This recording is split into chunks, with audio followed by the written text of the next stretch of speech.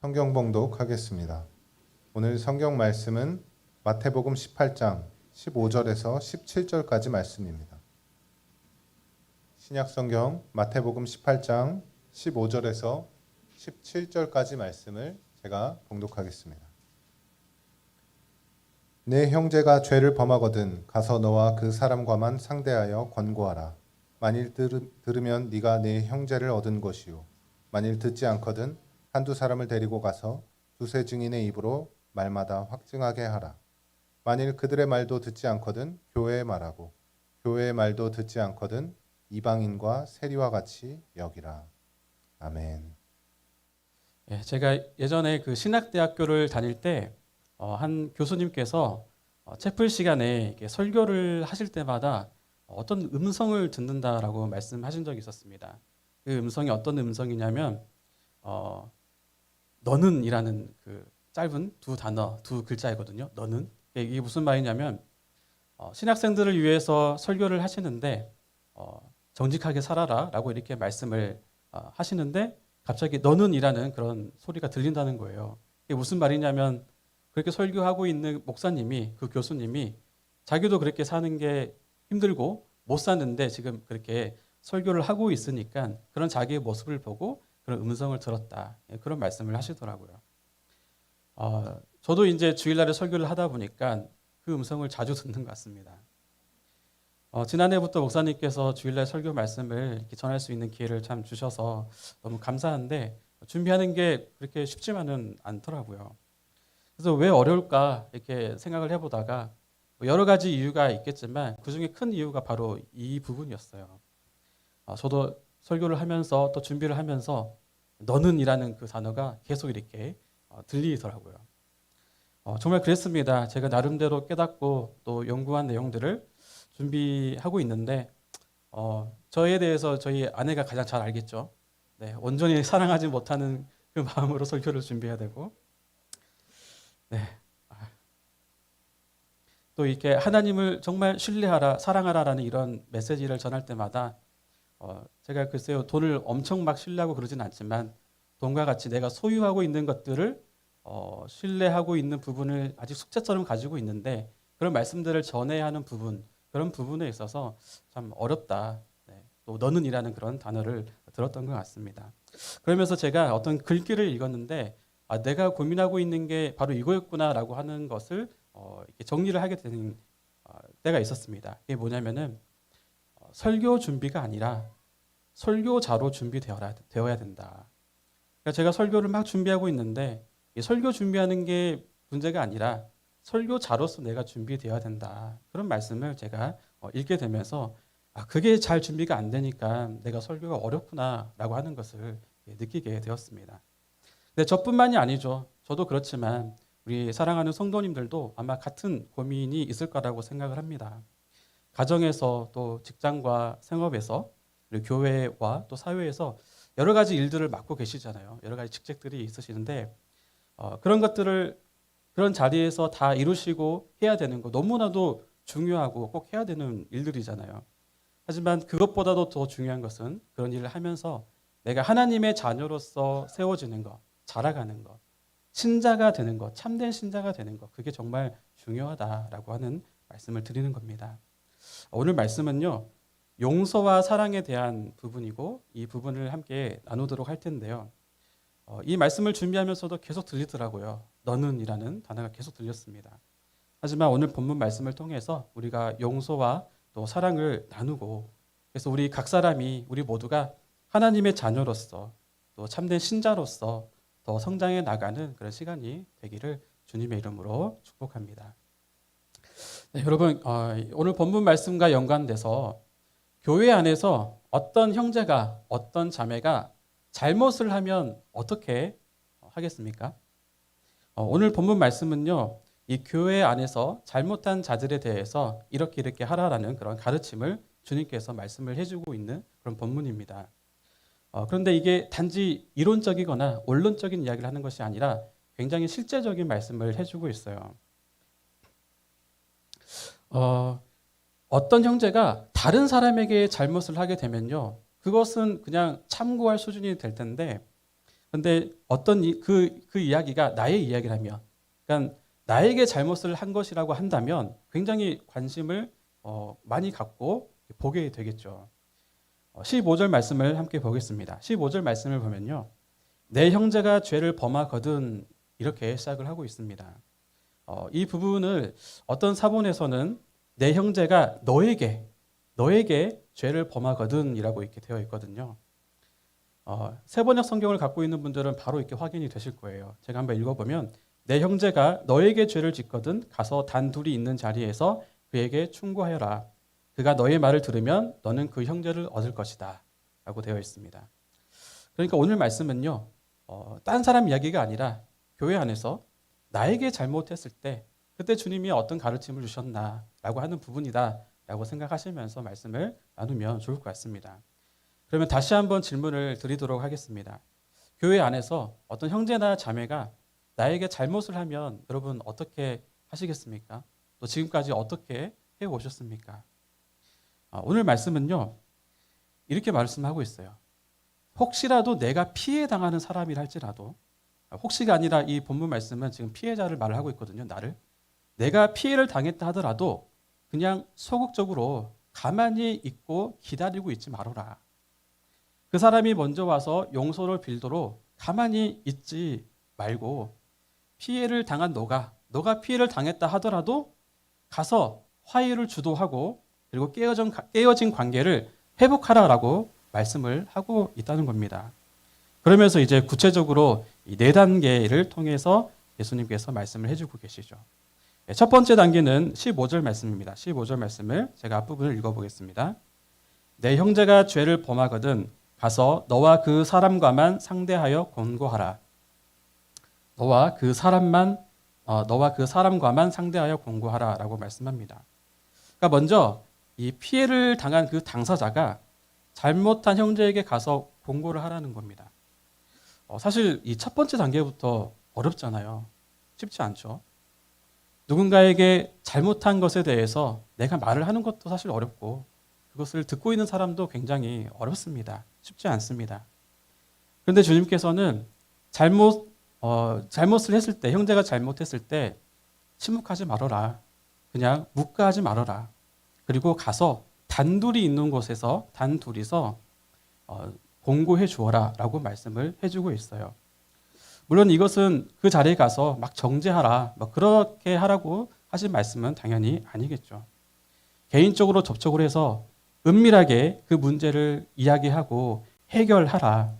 그렇게 할 때 그 이야기를 듣는 사람의 명예도 보호해 줄 수 있는 그런 부분이기 때문에 그렇게 말씀을 하신 겁니다.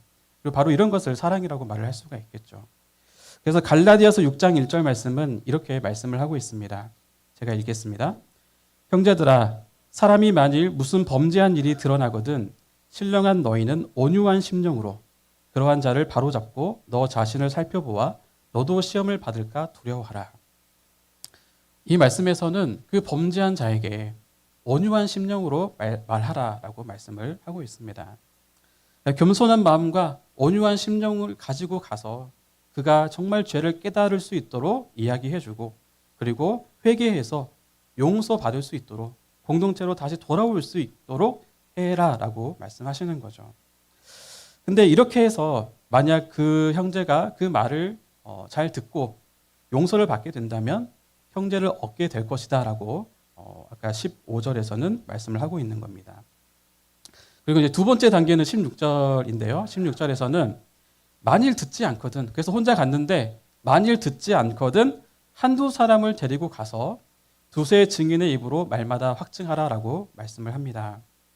그러니까 혼자 가서 말을 해도 듣지 않으면 두세 사람을 데려가서 공고해서 말을 해라라는 뜻이죠.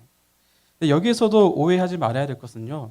이 두세 증인을 데리고 가는 것은 이 사람을 이 죄를 범한 사람을 고소하기 위해서 어떤 증거를 잡기 위해서 그런 의도로 그렇게 하라는 뜻이 아닙니다. 범죄한 자에 대해서 침묵하거나 묵과하지 않고 회개하여 돌이키는 그런 과정을 할 때에 혼자 말을 해도 듣지 않으니까 몇 명을 더 같이 해서 가서 그 사람이 그 말을 들을 수 있도록 그리고 최소한 수치감을 적게 받을 수 있도록 그렇게 해서 회개하고 돌아오라라는 그런 뜻의 말씀인 것입니다. 자, 그런데 이렇게 해도 듣지 않으면 이제 세 번째 단계를 말씀하시죠. 17절 말씀입니다. 앞부분만 읽어보면 만일 그들의 말도 듣지 않거든 교회에 말하고. 그러니까 이 세 번째 단계는 혼자 가서 말을 해도 듣지 않고 또 여럿이 가서 말을 해도 듣지 않으면 이제는 공개적으로 교회에 말하라. 그래서 공개적으로 교회의 치리를 받게 해라라고 주님께서 말씀을 하고 있는 겁니다. 물론 여기에서도 예수님께서 그 죄인을, 그 범죄한 사람을, 그 형제를 심판하거나 정죄하기 위해서 그렇게 하는 것은 아니다라고 하는 것을 오해하지 않고 우리가 생각을 해야 됩니다. 주님께서는 지금 계속 이렇게 말씀하시는 거죠. 계속적으로 이 사람이 진짜 회개하고 용서를 받고 공동체로 돌아올 수 있도록 그런 기회를 주어라라고 계속 반복해서 말씀을 해준다라고 볼 수가 있는 겁니다. 그런데 이제 마지막으로 이 교회의 권고마저도 듣지 않으면, 교회에서 말을 하는데도 듣지 않으면, 그 공동체가 말해도 듣지 않으면 마지막 최후의 방법으로 이렇게 하라고 말씀하고 있어요. 17절 후반절부터 제가 읽어보겠습니다. 교회의 말도 듣지 않거든 이방인과 세리와 같이 여기라. 이 말씀을 딱 들으면 어떤 느낌이 딱 들으십니까? 한번 들어볼까요? 네, 그냥 버리라 이런 뜻일까요?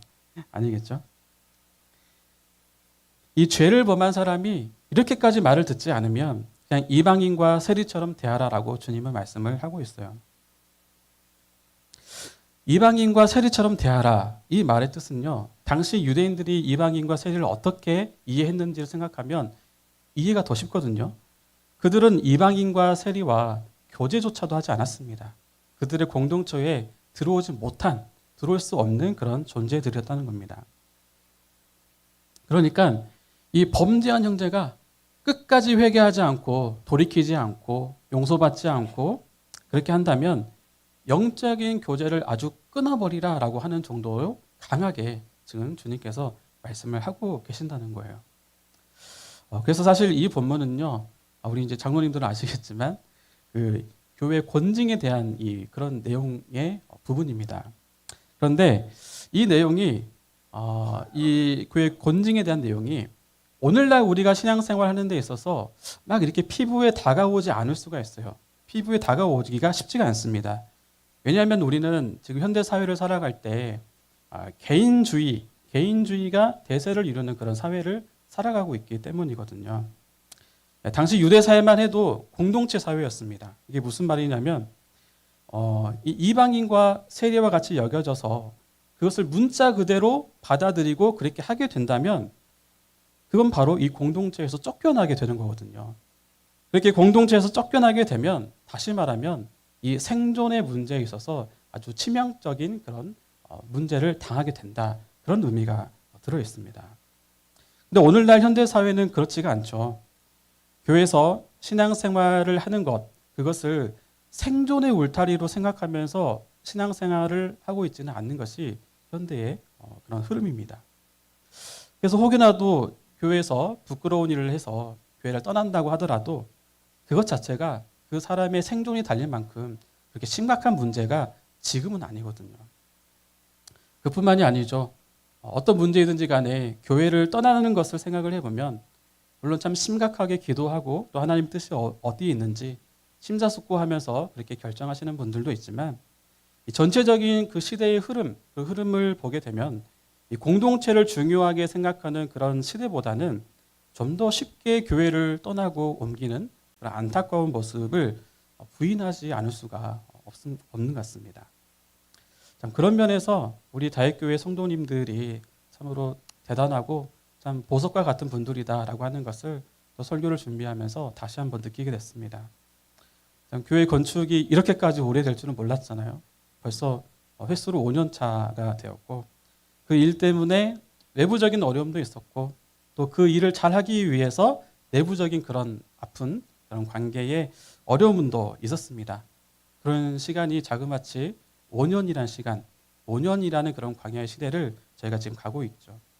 또 그 와중에도 코로나19가 아주 큰 문제로 또 저희의 삶에 닥쳐오기도 했었습니다. 그럼에도 불구하고 오늘 이렇게 많은 성도님들이 현장에 와서 예배드리고 또 온라인으로 같이 예배를 드리면서 함께 다윗교회를 섬기고 있다는 것 자체가 정말 하나님께서 인도하시고 또 기적과 같은 일이고 정말 하나님의 은혜이다라는 것을 다시 한번 돌아보게 되었습니다.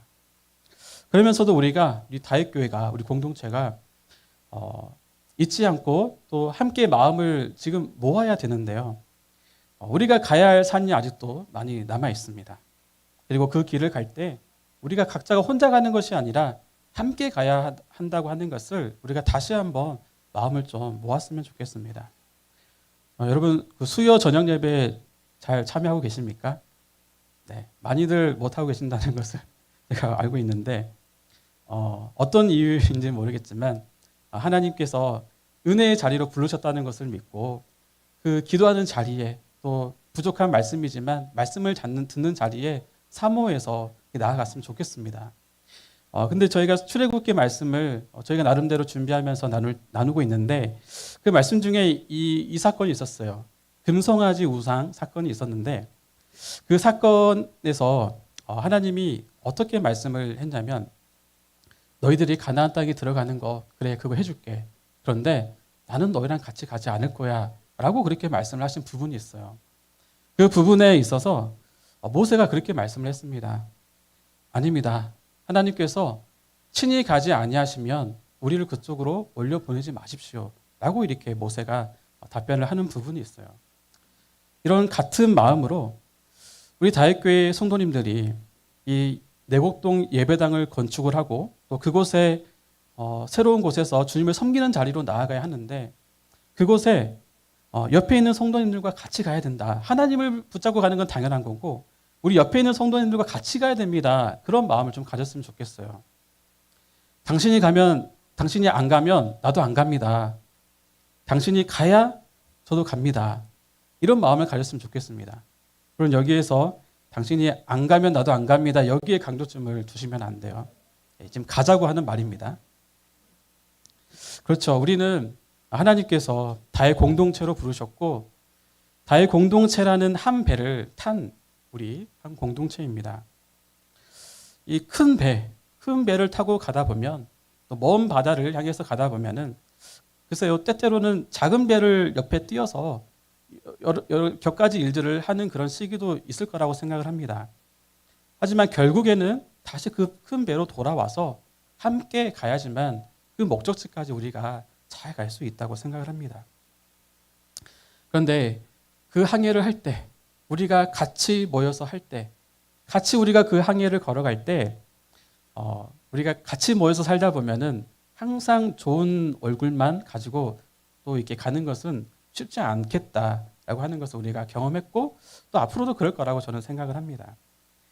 제가 아까는 신학대학원이었는데 지금은 신학대학교입니다. 신학대학교 대학생 때 IBF라는 선교단체에서 선교 훈련을 받았습니다.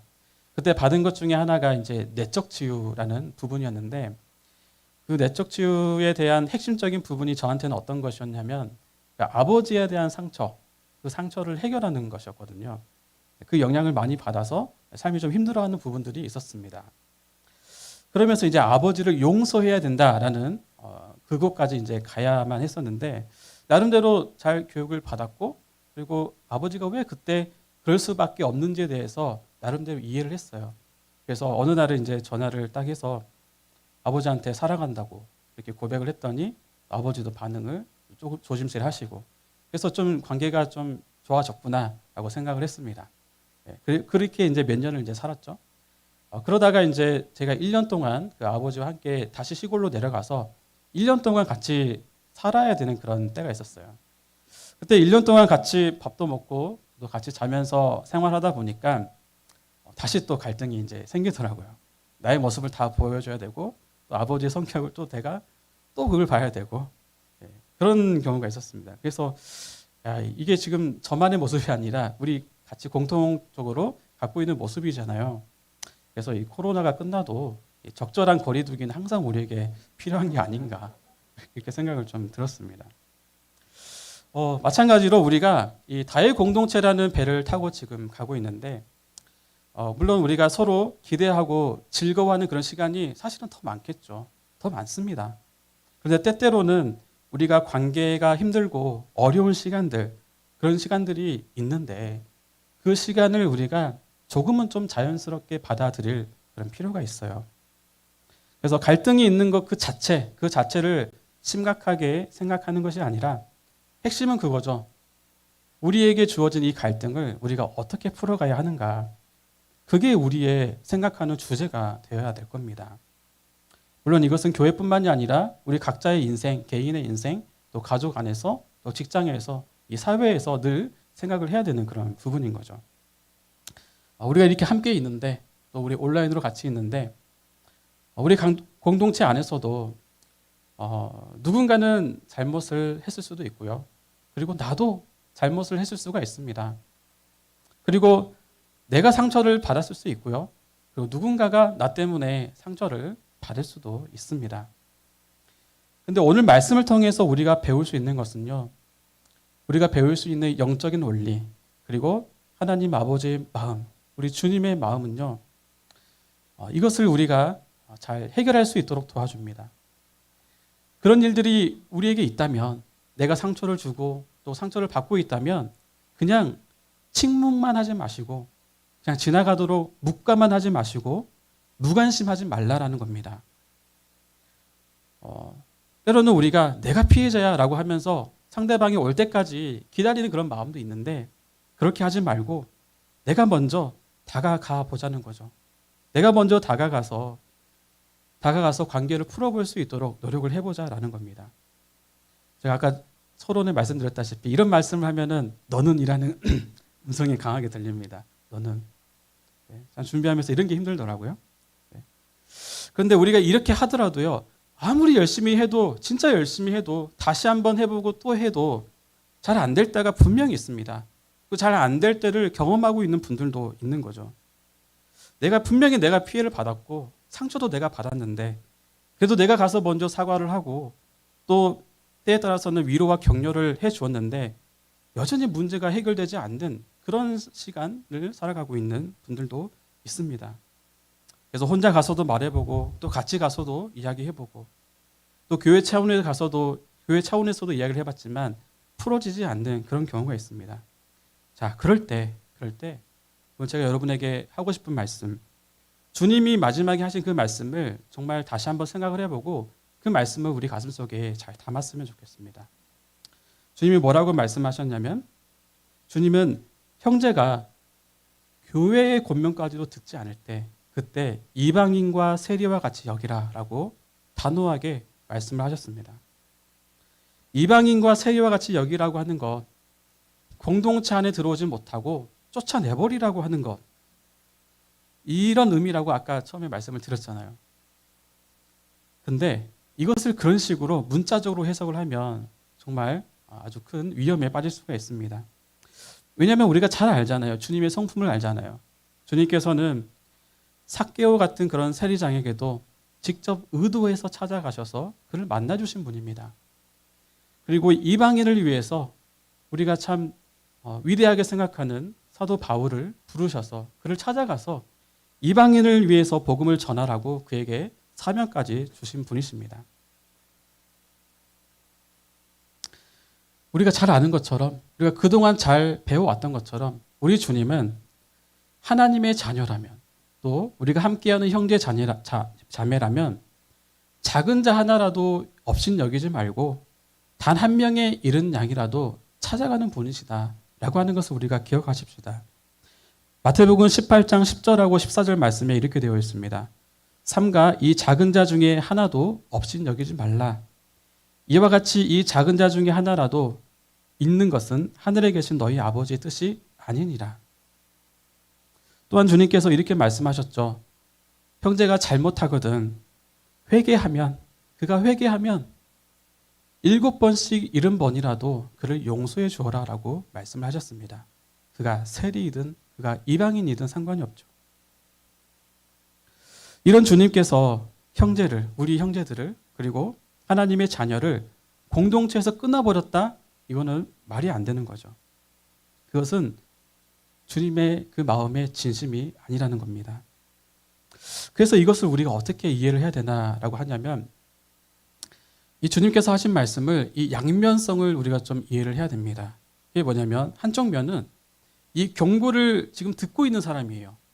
그게 저일 수도 있고 여러분일 수도 있는데 이 경고를 듣고 있는 자에 해당하는 것입니다. 만약에 이런 경고를 내가 듣고 있다. 그렇다고 한다면 지금 이 말씀을 하고 계시는 거죠. 너희가 같이 신앙생활을 하고 있는데 형제에게 죄를 짓고 그것을 회개하지도 않고 그렇게 살아가는 것은 마치 공동체로부터 끊어지는 것과 같은 아주 그런 심각한 일이다. 그럼 어떻게 되겠습니까? 우리가 마음을 돌이키고 회개하고 다시 용서를 받고 공동체 안에 들어가야죠. 그렇게 해야 되는 겁니다. 그런데 이제 다른 한 면에서 보자면 이제 이 경고를 하는 사람 입장에서 한번 생각을 해보자는 거예요. 용서하기 위해서 여러분이 찾아가는 사람이다. 그럴 때 이방인과 세리처럼 여기라고 하는 말씀은 나에게 어떻게 하라는 말씀일까? 이걸 가장 쉽게 이해하기 위해서는요. 우리 주님이 어떻게 하셨는지 생각하면 됩니다. 주님께서 이방인과 세리를 어떻게 했죠? 먼저 찾아가 주셨습니다. 그리고 그들을 긍휼과 또 자비의 마음으로 대해 주시고 또 용서해 주셨죠. 이것을 적용해 본다면요. 우리가 다른 형제를 정말 말도 안 듣고 회개하지도 않고 고집불통인 그 자에게 이방인과 세리와 같이 여긴다라고 하는 것은 이런 뜻입니다. 그 형제를 이 공동체로부터 끊어내버리라 이 뜻이 아니라 그 형제를 복음을 몰랐던 자처럼 생각을 해서 처음부터 다시 사랑을 시작하라 그런 뜻입니다. 처음부터 다시 사랑을 시작하라 그런 뜻이랍니다. 사랑하는 성도 여러분, 그래서 오늘 설교 제목처럼 우리가 용서할 수 없거든 우리가 서로를 이방인과 세리와 같이 여기면서 사랑하며 살기를 주님의 이름으로 간절히 축원합니다. 우리가 생각하는 그 어떤 사람도 버림받을 만한 그런 사람은 없습니다. 내가 버림받지 않고 살아야 할 그런 그런 것을 갖고 있는 것처럼 그 어떤 사람도 버림받지 않고 사랑받으며 살아갈 가치가 충분히 있다는 겁니다. 만약 내 자신이 정말 고집부리고 회개하지 않더라도 주님께서는 우리를 포기하지 않으실 거잖아요. 그리고 어떤 사람은 여기 계신 분들을 절대로 포기하지 않고 끝까지 사랑을 하실 겁니다. 저는 우리 다윗교회가 정말로 그런 교회가 되기를 간절히 바랍니다. 한 사람도 그 누구도 포기하지 않고 정말로 용서할 수 없거든 용서하고 싶지 않거든 이방인과 세리와 같이 여기면서 서로 사랑하는 그런 다윗교회가 정말로 되기를 간절히 바랍니다. 여러분 처음부터 다시 한다는 것 정말 힘들죠. 어렵습니다. 저 인생에 대해서 굉장히 감사하고 있는데 저의 인생을 처음부터 다시 하라 그러면은 한번 좀 생각을 해볼 것 같습니다. 그리고 혹시 정찬성 선수 아시나요? 네, UFC 선수인데 저는 잘 안 보고 잘 모르고 이게 그 UFC가 과연 스포츠인가 아직까지 고개를 갸웃거리는 그런 사람 중에 한 사람인데 이 선수가 그 마지막 타이틀 매치에서 졌더라고요. 그러면서 지금 굉장히 고민에 빠졌더라고요. 이걸 다시 할까? 그만할까? 그래서 왜 그런가 들어봤더니 이게 한 6위부터 1위까지는 실력이 다 똑같대요.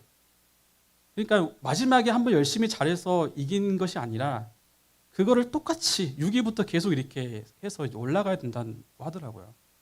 야, 그래서 다시 하기 힘들겠다 그런 생각을 좀 들었어요. 그리고 또 이 싸이 같은 사람은 군대를 2번이나 갔다 왔지 않습니까? 우리 남자들에게는 정말 악몽과 같은 일들이 현실로 일어난 일인데 정말 힘들었을 것 같아요. 그리고 또 우리 자녀들을 다 키워놨는데 다 키워놨고 이제 더 이상 기저귀도 안 갈아도 되고 뭐 똥 오줌 안 받아도 되는데 만약에 그런 일들을 처음부터 다시 해야 된다라고 하면은 얼마나 힘들겠습니까? 잘 감당하기가 어려울 것 같습니다. 그러니까 어떤 일이든지 간에 처음부터 다시 한다는 것은 굉장히 어려운 일이다라고 하는 거죠. 근데 여러분 사실 비교 대상은 아니지만 우리 하나님을 한번 생각해 볼까요? 그러니까 물론 하나님 입장에서는 그러지 않으실 것 같은데 그 하나님을 우리 인간의 입장에서 봤을 때 한번 냉정하게 생각을 해보십시오.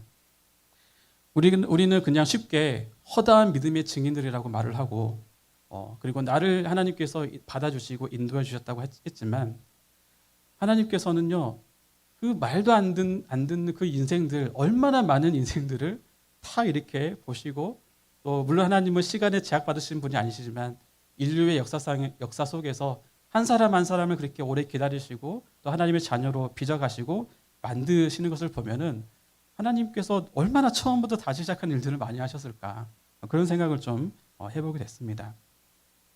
하나님은 우리를 그렇게 끊임없는 사랑으로 인도하셨다라는 것을 말씀을 드리는 겁니다. 우리가 이 하나님의 마음, 주님의 마음을 우리 다의 공동체가 갖고 그 주님의 몸된 교회를 섬기는 그런 우리 교회가 되기를 바랍니다. 그래서 포기하지 않고 또 이방인과 세리처럼 여기는 그런 마음을 가지고 옆에 있는 지체들을 섬기는 우리 다의 교회가 되었으면 좋겠습니다. 이제 말씀을 마치도록 하겠습니다. 오늘 말씀이 교회 안에서 그렇게 하라라는 그런 말씀이어서 교회 안에서의 이야기를 주로 했지만 그런데 우리 성도님들의 개인사나 또 가족이나 또 생업이나 또 사회를 살아갈 때 사실은 이 원리가 같이 이렇게 적용할 수 있는 그런 부분이잖아요. 가족 안에서도 정말 남편을 용서할 수 없는 일들이 있을 것이고 또 아내를 다 받아들이기 힘든 일도 있을 수도 있고 또 자녀도 마찬가지이고 또 부모와 자식 간에도 그런 일들은 있을 수 있습니다. 그럴 때 오늘 말씀처럼 용서할 수 없거든 이방인과 세리처럼 여기라 하는 그런 말씀을 좀 마음속에 새기고 한번 그렇게 살아보기로 다짐을 해보는 그런 시간을 가졌으면 좋겠습니다. 주님께서 나를 그렇게 사랑해 주신 것처럼 나도 그 사랑을 조금이라도 실천해 가는 우리 한 사람 한 사람이 다 되었으면 좋겠습니다. 힘든 일입니다. 분명히 힘들 것입니다. 그래서 우리가 그것을 할 수 있도록 하나님께 또 용기와 힘을 달라고 기도해야 될 것입니다. 하나님께서 바라기는 우리 공동체가 그런 공동체로 하나님을 닮아가는 그런 공동체로 세워주시기를 바라고 또 우리가 그렇게 쓰임받는 하나님의 자녀들 또 하나님의 교회가 되기를 간절히 바라겠습니다. 이 시간에 우리 같이 들은 말씀을 생각하면서 하나님께 기도하며 나아가도록 하겠습니다.